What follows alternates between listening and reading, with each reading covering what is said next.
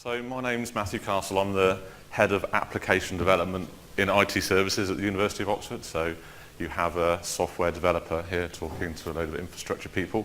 But I think a lot of the concerns we've been dealing with here are, in some ways, infrastructure concerns. You'll have legacy web servers, I'm sure, kicking around. So what we've been doing is building a platform as a service website builder. We have a lot of websites around the university, and we thought it would be great to have a central platform that we could give to people to build their own websites with. And we did this based on Drupal 7. And trying to explain what it is, it's a bit like Wix for Oxford, if you're familiar with Wix, like website builder, that kind of thing. Some of the things we wanted to achieve when we were doing this, it had to be simple and flexible. We wanted research teams to be able to pick it up and use it very, very easily. It needed to be secure and reliable, obviously. You need these things in a website. High quality but cost effective. A lot of the research teams and people who wanted websites don't have a lot of money. And it needs to be shared and continually evolving. So my history is not in universities. I've only been in university for 2 years. Before that, I was building software as service solutions which were shared among a whole client base.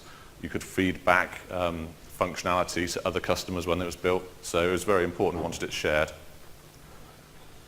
Whoops. So I'm going to show you a little bit about what it looks like. So I'm trying to give you a context of what we did build before we go through how we actually did it. So this is some of the websites that have been built on our platform over the last 6 to 9 months.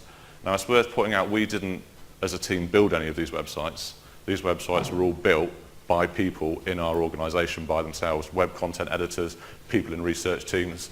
And the Ashmolean website here actually went live the day before yesterday, which is probably our biggest, highest profile website so far.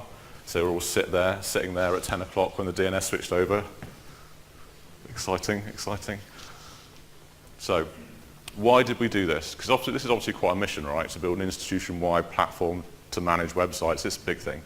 And really, 2 main reasons: information security and money. So just to kind of like give you an idea of the scale of stuff, in the university we probably have around 110 websites built every year, and that happens every year. Only 16 of these were built internally by IT services. So we can't control what's going on. We really, really can't. That's 400 new websites that need security patching. Anyone get caught out by the Drupalgeddon thing that happened? That was a big thing for us. You know, if your website, suddenly get told by Drupal, if your website's been out on the internet for a day and you haven't patched it, consider it compromised. That was pleasant. So that's one driver.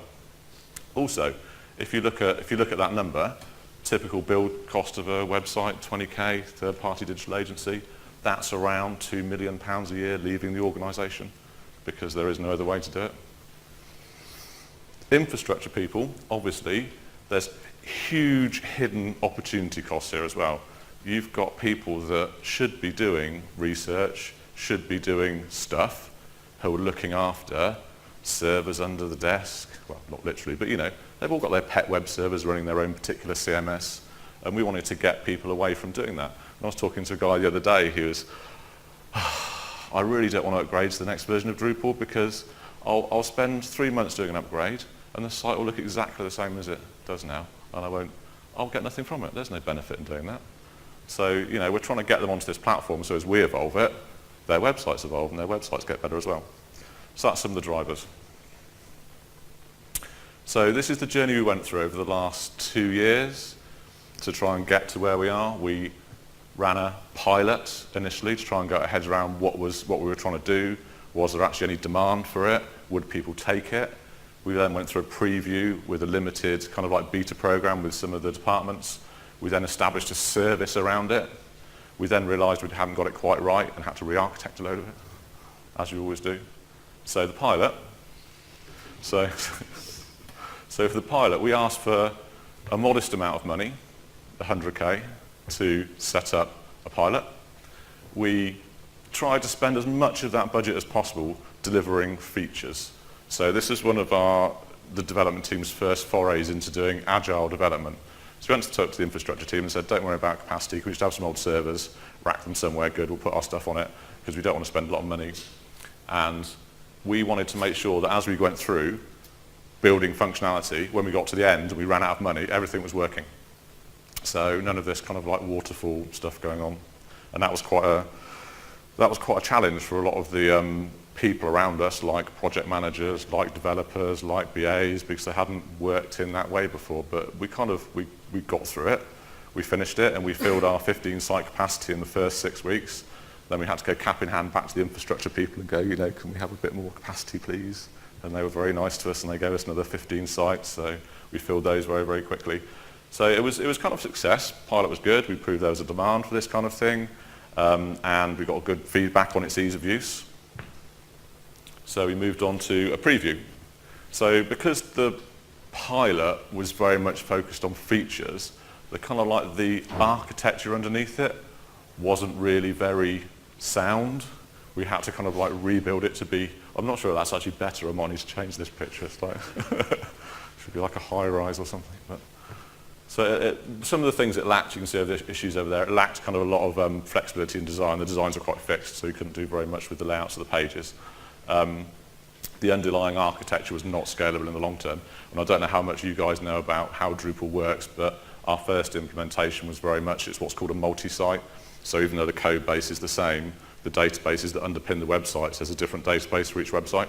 So every time you add a website, you need to add a new database.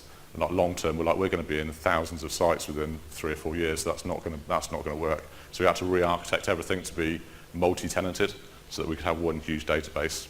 And each website was kind of segmented within that database. And that was quite a big job. And we moved our Agile toolset from Trello, which I love, but is just not really suitable for anything more than your shopping list, in my opinion, to using Visual Studio Team Services. Has anyone come across Visual Studio Team Services here? No? Microsoft product? It's an application lifecycle management suite, which is fantastic, and we'll come back to a little bit more later on about how we use that. And yeah, so we introduced this widget-based page infrastructure so you could drag and drop widgets around to build your websites. The service, so we set up a service around this after we set up the preview. Now, it's quite interesting that, again, as an application development team, we weren't really used to running services. We weren't really used to charging for our services. It's been quite an eye-opener, really, trying to establish something which runs, we can charge for, and people are happy to pay for. So some of the things we did is we kind of created this concept of a customer success analyst. So someone who's invested in the success of people's websites. We didn't want customer support people.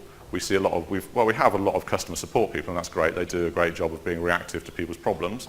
We wanted someone who was a lot more proactive, who would go out there and help people build their websites. We've got some website guides and documentation. We're lucky enough to have a training function within IT services. We set up a training course that people can come onto and get taught how to use the software, cost and revenue models. Particularly contentious because I don't know how your organisations work, but a lot of the areas in the university believe they already pay for IT services, so they're not really willing to pay for services. So we had to get over that by actually creating a cost model that everyone was happy with. And actually it turned out the way we did that was by having a free tier. So if you have microsites on our platform, you don't actually have to pay.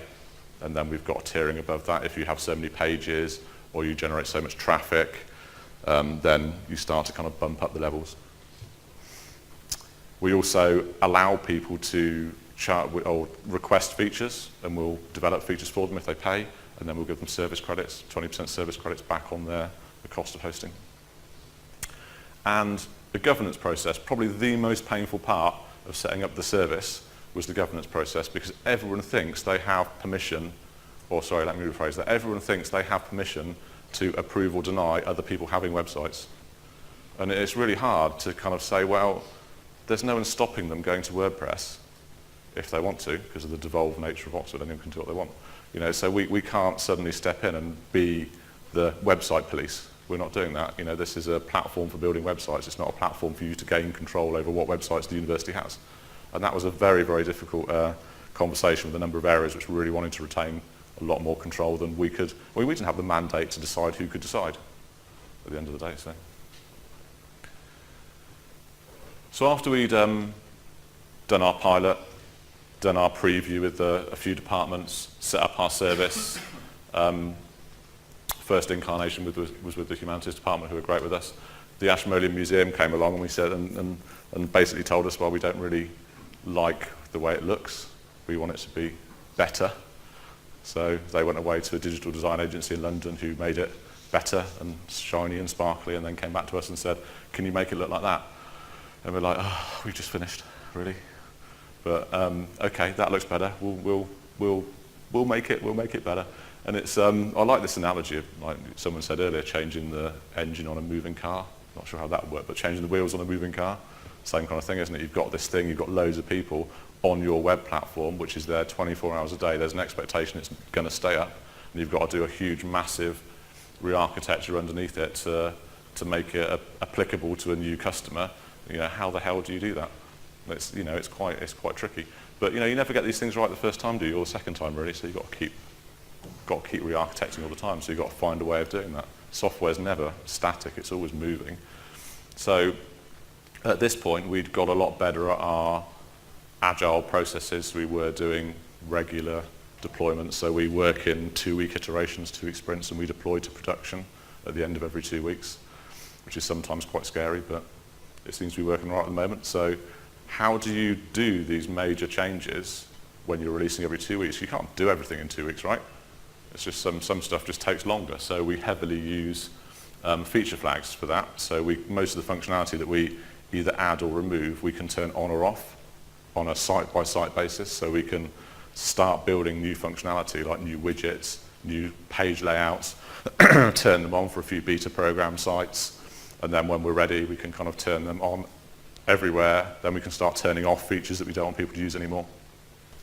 So regular deployments, feature flags and canary releases. And I think it's really important when we're doing software like this to kind of decouple the concept of deployment and release, because so many projects you see, deployment and release are the same thing. They can't release new software or release new features to the business without deploying the software, and that's really dangerous because you've got no way of controlling when things roll out apart from when you deploy your software. So if you can kind of get this concept of just deploying regularly and then controlling your feature releases completely independently of that deployment, you're in a much, much better place, I think.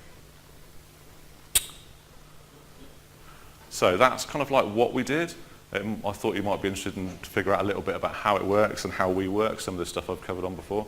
So it's multi-tenancy with page layouts, widget infrastructure, a lot of dynamic content and a lot of font and color configuration. So here's an example of our behind the scenes multi-tenanted admin system. So here you can see all the websites that we've got on, or some of the websites we've got on our platform, some of the pages they've got, clearing caches, and here's a kind of a zoom in of managing a single website where you can see all the feature flags that are enabled for that site, some information about the site managing, and then pages they've been editing and various site controls you can do. So we've got a whole dashboard behind the scenes to manage all these websites that are on this multi-tenanted platform and manage them. Here's a little look at the page layouts, what the page layouts look like. So you can pick these page layouts when you create a page and you put your widgets in them. This is a popular one. People seem to like right-hand sidebars. And you can go in here into different regions and drop your widgets on the regions. One of the hard things, especially when we did the Ashmolean, we put a lot more configuration in for complex configuration, was how to keep this thing simple. One of the benefits of the pilot was that it was really easy, it was really simple, and people could pick it up and use it straight away. As we added more and more features to enable more and more designs, it's starting to get more and more complicated. So we've really started to have to build back in simplicity so people can pick it up and use it again. So here you've got an example of color management. So it's now starting to split all our functionality up into kind of like 3 tiers, simple, basic and advanced. You can see simple, we've got really easy templates that you can pick from. So I like that style, or I like the white style, that looks nice. And it kind of defaults all the color. You've then got another level of basic where you can say, well, now navigation selected. When I've selected something, just make it that color and make the navigation bar that color, and my branding color, I want it to be that. And that's quite simple. Simple-ish, but a little more complicated. Then you've got advanced, which really lets you change anything on the page down to, well, I want the well, header search button to be this color, and yeah, very, very detailed. So it lets people kind of zoom into the level of complexity they want, because we have got a lot of web professionals that want this level of configuration. Want to be able to go to digital agency and say, make it look beautiful, and then configure the colors to look exactly like that. So it's been interesting this over the last few days, because there have been people that have touched on applications or platforms to use for software development. I know that we had a talk yesterday which was very interesting about test management, and that touches on some areas here. So we use Visual Studio Team Services, which allows us to basically pull it all together into one place. So we have our backlog management in Visual Studio Team Services. So we manage our backlog of features we want to add to our product. We have, on sprint planning meetings, we take those, put them into sprints. We break those items down into tasks, which are estimated in hours by the developers. We then look at our capacity for the sprint and target and allocate those tasks to the people in the sprint. Every day, the developers are in here at the end of the day, updating the time remaining on the items they've got to do. So we have a burn down chart over the period of 2 weeks. We know if we're on track or not. Every 2 weeks, we release the software. We've got manual test management in here, so all the test people have got all their test cases in here linked to the backlog items that we're developing. So a part of the whole process is that a backlog item is written, we have our acceptance criteria, the tester comes in and writes the test cases for it before we even start development. So the testers are validating the features. We've got defect tracking. So if any defects are found on these backlog items, we can link them back to the actual backlog items. We've got source control. So the actual source code is stored in Visual Studio Team Services, and we enforce that any check-ins on the code need to be linked to the backlog items or the bugs. So you've got traceability of why things have been checked in and why things have been changed. Every time a developer checks in a piece of code, we have a process which builds the software, deploys the software, and runs a set of automated Selenium tests against the software, so we can check that it's still working. And then that process of automated deployment actually carries on through all our environments. So when the CI server kicks off, because the developer's checked in and we've deployed the software, the test team get an email saying there's a new version of the software ready. It's got these features in it. Do you want to test it now?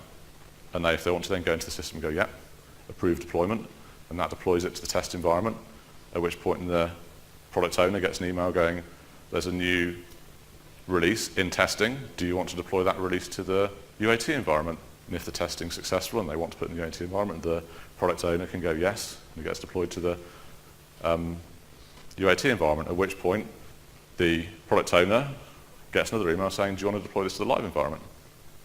And if they want to, they can click yes, and it goes automatically through to the live environment. So the automated deployment is also wrapped into release management, because then we've got an approval process going on for those releases with zero kind of IT involvement in that process, really. It then becomes about managing the value-added parts of the releases, like, well, how do we communicate when this release is going to happen? How do we inform our users? How do we do it at a time which is sensible? And we're in control of that now.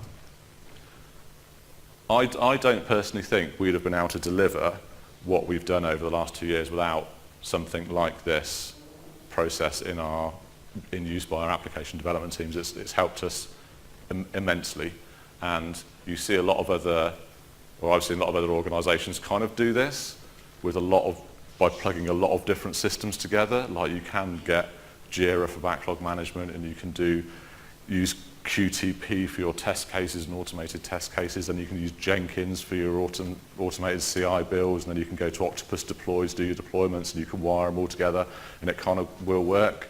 But from my view, over the last 5 years, there has been a lot more of a push towards these application lifecycle management tool sets, which just bring it all together. And Visual Studio Team Services is one of them, but CA Technologies have their own platform to do this, and there's a few others out there as well. And it's interesting because this just seems insanely cheap when you're in the education world. So here's an example of one of the dashboards we use to run our run our teams. We've got some idea of our status of our product backlog. We're actually not in a sprint, we're in between sprints, you can't see the burn down there. We've got our bug trends, so you can see this was our run up to launching Ashmolean, and then after we've finished all the work, we said, we should fix some bugs. So you can see they can bang. And then here we've got all our versions and which releases are in which environments, so you can see these versions are in production, and our bug fix releases.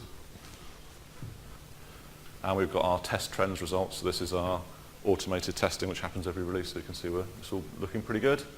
Nightly builds, and we've also integrated our external website tracking, performance tracking toolset in here as well. So we use a company called Site 24/7 who do synthetic transactions, so we can log in, edit a page, save a page, check the page has been updated, and we get a tick. And we also manage our own, we also monitor our own DNS servers because, I don't know, why not? We do on-premise DNS, so. Yeah, so that's our development dashboard. So zooming out a bit, this is how we track the progress of our work through our projects. And this has been quite interesting, actually, sharing this with our kind of like program management team in terms of, well, we think this would be applicable to a lot of other projects, not just software development projects, and maybe some infrastructure or large IT projects could start using a similar kind of methodology.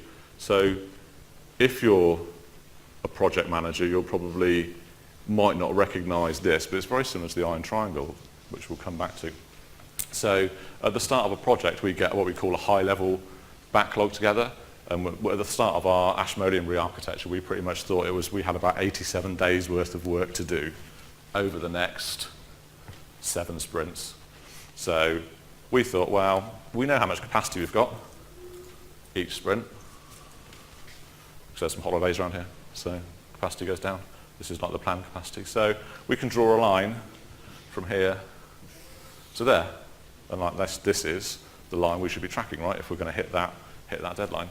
And as we go on, so we work in 2 weeks, a lap sprint, so at the start of 2 weeks ago, we're going to do this work. At the end of 2 weeks ago, have we done it? And then we can say, well, actually, in our first sprint, we did 16 days of work, which is great.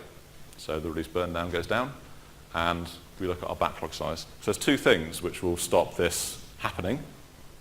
One is that we don't hit our velocity. So if we don't hit our velocity, then the graph's just going to go like this. It's not going to hit the bottom. The other problem is that the amount of work we've got to do goes up, which always happens, right? You always get scope creep. So we also track the backlog size. So over the course of the project, we can see our burn down. The level of transparency that this gives you over 2 or 3 iterations, which is what, 3 or 4, 5, 6 weeks, is incredible.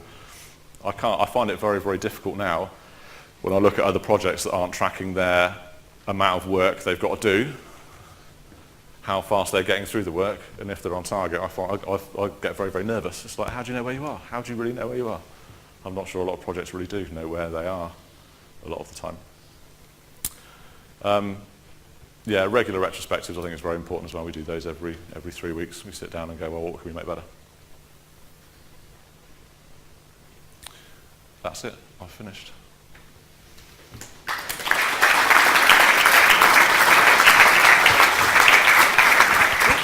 Thank you. Thanks, Matthew. Has anybody got any questions for Matthew? I find that, particularly interesting in how it compares to traditional project methodologies. So I'm going to be asking a little bit more about that. There's one at the back. Matthew. Hi. I think it might be my presentation you saw yesterday. It was. So I'll definitely want to catch up with you because I thought that was fascinating. Not surprising because I'm head of development at Edinburgh University. Yeah. So that really impressed me enormously. How do you handle the tension, perhaps, that might exist between yourselves and your production colleagues who might seem somewhat nervous of continuous integration and then as you're doing continuous deployment? And have you ever had to face the thorny issue of rollback, and how is that handled? I know I can see you using feature flags and so on, but has that impacted you with this particular project you've been working on? Yes. It has. We've had, not all deployments have gone completely according to plan, I think it's fair to say. We've had some issues with content disappearing, and we've had to roll back. I mean, what I didn't touch on is actually this is all hosted in the cloud with a company called Acquia, who are Drupal's commercial partner, or it's like the commercial side of Drupal, and they have a platform. It's almost like have a infrastructure as service platform for hosting Drupal, so they give us quite a lot of capabilities in terms of it's very easy to restore previous versions of the database, for example, and very easy to restore previous versions of the code, which is fantastic. We can basically give them a git tag and go deploy that git tag, and it just happens. We can drag and drop a database and go just like deploy that there. So we have had to roll back, and we've had to introduce features that stop content editors being able to get in while we fix things. So yeah, what was your first part of your question? Was around production? Yeah, it related to relationships with people who are perhaps in production management who might be sensitive to as they might perceive it, the development teams having an ability to project or have an impact on production environments, and the subsequent pressure that they might come under as a consequence of development type activities rolling into the production environment. Yeah. So we're quite lucky in that a part of establishing the service was really moving that, what was a development team, into a product or platform team. So that team now owns the service. So they've only got themselves to blame if they deploy it and break it. So on that then, do you think you guys are working more like in a kind of DevOps-y? Absolutely. Yeah. Absolutely. I mean, we're working in a DevOps way with an infrastructure partner, you could say, which is Acquia, which takes a lot of that concern away from us. So it means that the developers can deploy whenever they want to, and they can literally get a high severity bug, patch it, test it, and we can release it into production within hours, basically. So yes, I would say, I mean, DevOps is a weird one, right? It's like, it means 100 different things to 100 different people. If it means like developers are responsible for the code they write, absolutely. And that's a problem I see in a lot of other areas. I was talking to one of my colleagues about this the other day, is that some of our other areas of deployment, you just throw a SQL script over to a DBA and go run that. The DBA runs it, it breaks, and the DBA is like, well, what the hell's this? He just copies the content of the error message into an email and emails it back. And you're like, well, how do we sort this out? But if developers are writing code, in my view, you've got to make them responsible for what happens when you develop it, when you deploy it. Otherwise it's painful. Oh, that and automate all the things.